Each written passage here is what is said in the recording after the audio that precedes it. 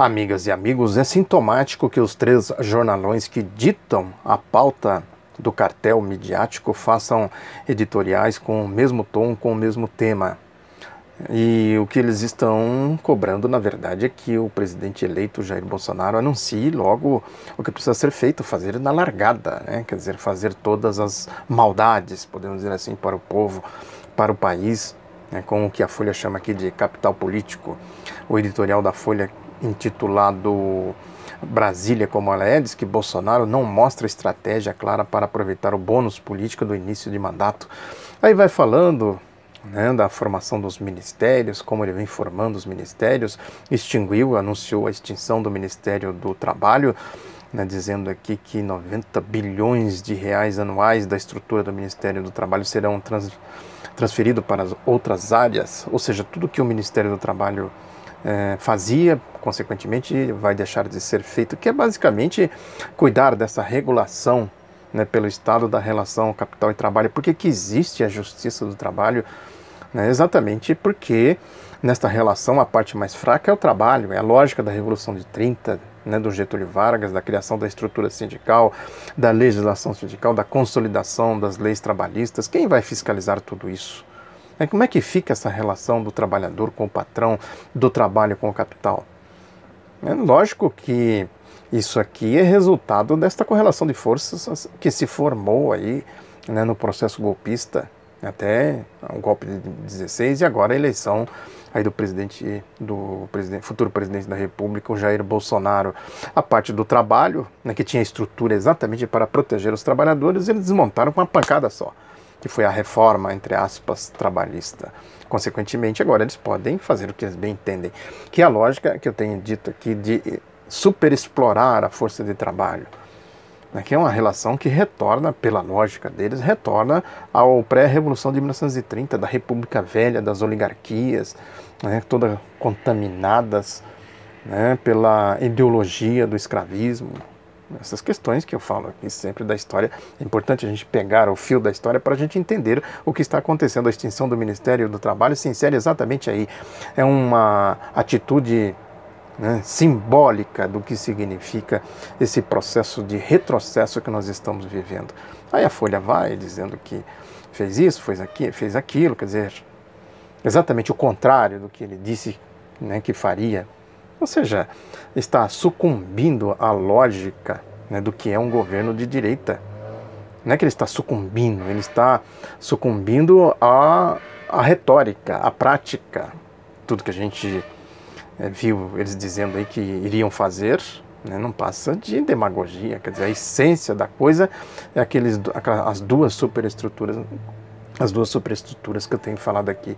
O Ministério da Justiça como partido político, super partido político, tem programa, tem militância, tem tática, tem estratégia, substituindo os partidos da direita, completamente sem condições de dialogar com o povo, sem condições de fazer a mediação com o povo. E aí criaram essa superestrutura da Operação Lava Jato, que agora vai para o Ministério da Justiça. E a outra superestrutura da economia com Paulo Guedes, né? A turma da privataria, a turma que vai meter a mão no orçamento público, das reservas cambiais, tudo isso aí, né, que é a lógica fundamental, né, do projeto da direita, né, do projeto de governo, é o que eles pretendem fazer. Né? A essência, o sentido, né, de tudo isso se manifesta essas manobras, podemos dizer assim, né, nessas atitudes já anunciadas. Porque a grande questão para eles aí, como diz a Folha aqui, a tarefa é sempre menos árdua nos primeiros meses de mandato, enquanto prevalece a memória dos resultados das urnas. Vai enganando o povo, né? Vai enganar o povo. Né? Quer dizer, faz a maldade, né? Maquiavel de uma vez só. O que não se viu ainda foi uma estratégia clara para o uso desse período precioso, diz a Folha. A questão aparece nos editoriais do Globo e no editorial do jornal Estado de São Paulo, que o Globo diz aqui no editorial que o perigo da reforma feita por etapas, falando da reforma da Previdência, que é o grande problema deles, o grande nó deles. Porque a reforma da Previdência tem que passar pelo Parlamento, e o Parlamento está sujeito à pressão popular. Ali tem canais, mecanismos de participação popular. É o grande problema deles, a democracia, né? Pega as bancadas de oposição, né, os movimentos sociais, sobretudo o movimento sindical, né, vai falar para o povo, ó, vamos acabar com a sua aposentadoria, vamos lá pressionar e tudo mais. Isso, né, tem um potencial de desgaste para quem vai votar isso aí. É muito grande, gigantesco, a grande dificuldade deles. Então, a questão que eles falaram aí, né, durante toda a campanha, de fazer as coisas, a antipolítica, a classe política, que eu sempre falei aqui, aí chegaram os anjos do céu, né, o Sérgio Moro, Deltan Dallagnol, o Carlos Fernando Santos Lima, né, dizendo que iam limpar a classe política. Esse é o discurso aí da Lava Jato, do Ministério da Justiça, e do superministro Sérgio Moro. Esse é o discurso dele, a politicagem, né, a politicalha. Estão combatendo a corrupção, não sei mais o que, essas coisas todas que a gente sabe que não passa de engodo, né, de fachada. Né? E, consequentemente, né, é mais fácil eles fazerem as coisas por fora da democracia, do parlamento, que aí eles vão fazendo. É o que a Folha quer, o que o Estadão quer, o que o Globo quer. Não é nada de ficar lá discutindo. Aí vai discutir com as bancadas. Né? Qual é a diferença no fundamental das bancadas, com as lideranças? A bancada. Agora, uma reforma como essa da Previdência, que precisa de 2/3, né, do Congresso Nacional, né, isso passa por um debate democrático. É aí que a coisa pega. O que o Bolsonaro e o seu clã, a sua turma procura fazer? Sai fora dessa aí, né? Vamos fazer outras coisas. E o desespero deles, mas e o teto? Aí, possivelmente, o Guedes, o Paulo Guedes, está dizendo lá para o Bolsonaro, deixa isso aí que a gente resolve com a privatização. Dá uma porrada na privatização, aí privatiza tudo, Banco do Brasil, Caixa Econômica Federal, Petrobras, entrega tudo isso aí e a gente vai administrando depois a reforma da Previdência, faz fatiada, como diz aqui o Globo, no editorial do Globo, que diz que Bolsonaro se arrisca a perder capital político e sem avançar em mudanças essenciais para o país. Qual é o grande problema? É que na medida que eles vão fazendo a maldade, o povo vai abrindo o olho. E aí vai fazer outra maldade, né, que é a maior maldade que eles querem fazer, que é acabar com a aposentadoria do povo, dos trabalhadores. Vejam, o que o Globo está dizendo é exatamente isso. O Estadão também fala disso no editorial, que diz que o grande dilema deles, né, o problema aí de se fazer logo a reforma da Previdência, quer dizer, aproveitar agora, faz logo. Né, só que fica na memória do povo, né? Quem votou a favor da reforma da Previdência? Que diz aqui que é alheamento da realidade, diz o Estadão. Se quiser fazer um bom governo, Jair Bolsonaro deve estudar melhor temas importantes com os quais terá de lidar, como a reforma da Previdência. Eu falei sempre aqui, é o grande problema deles, como eles vão lidar com isso. Tem que lidar com o povo. O povo vai aceitar a reforma da Previdência? Essa aqui é a grande questão. Porque já não basta mais aquela história dos cachorros loucos. Eles andam por aí, né? Tem até a história aí desse que o Lewandowski enfrentou ele. Quer dizer, é um tipo de gente, né, que está se achando ainda todo poderoso e tal, né? Eles andam por aí, o nome do sujeito aqui, ele deu uma entrevista no Jornal do Comércio, chama Cristiano Caiado, diz que tem 39 anos, é advogado, militante dos direitos da sociedade e apaixonado pelo Brasil. É o tipo de discurso de cachorro louco, né? Esses que põem as bandeiras aí nas costas, sai gritando, minha bandeira jamais será vermelha, essas bobagens, toda essa turma aí que são papagaios de Wall Street. Papagaios, né? Tudo pintados de verde, não sei o que, Wall Street, Wall Street, Wall Street, Wall Street, Wall Street, Wall Street. Tradução é isso aí. Minha bandeira jamais será vermelha, que não sei o que a gente vai ver. Wall Street, Wall Street, gente desprovida de cognição social, de honestidade intelectual, para ser exato. Que ele diz aqui que... Ele conta, diz que o pai dele é arquiteto e sempre dizia que a maior riqueza que ele poderia me passar é andar de cabeça erguida. Esse discurso de moralismo do Bahamas, que eu sempre falo aqui, né? Típico. O moralismo de prostíbulo. Isso aqui é uma manifestação de prostituição da ética, da realidade, da verdade. Gente, né, desprovida de sentimento humano. Isso que eu falo sempre aqui, né?